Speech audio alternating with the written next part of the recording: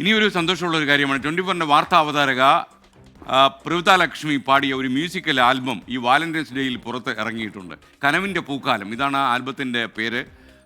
ശരിക്കും ഈ പാട്ടിന് സംഗീതം കൊടുത്തിരിക്കുന്ന പ്രശസ്ത സംഗീത സംവിധായകൻ റോണി റാഫേലാണ്. പാട്ട് എഴുതിയത് റോയി കാഞ്ഞിരത്താനം.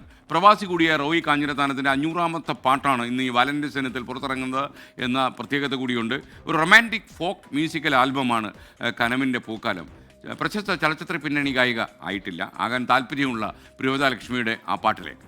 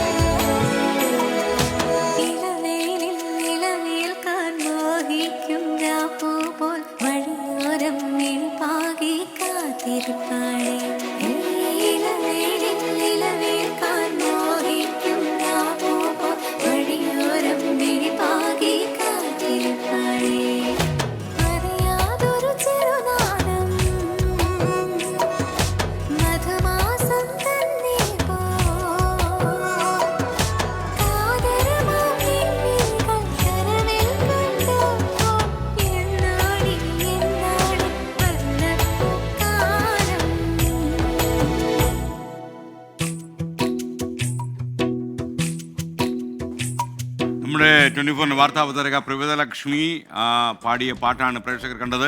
കനവിൻ്റെ പൂക്കാലം എന്ന ആൽബം ഇന്നാണ് റിലീസ് ചെയ്തിട്ടുള്ളത്. എന്തായാലും ഈ രംഗത്തും ഒരു രംഗത്തിന് ബാല്യമുണ്ട് എന്ന് പ്രവിത തെളിയിക്കുന്നു. Thanks Pravitha Lakshmi and congratulations.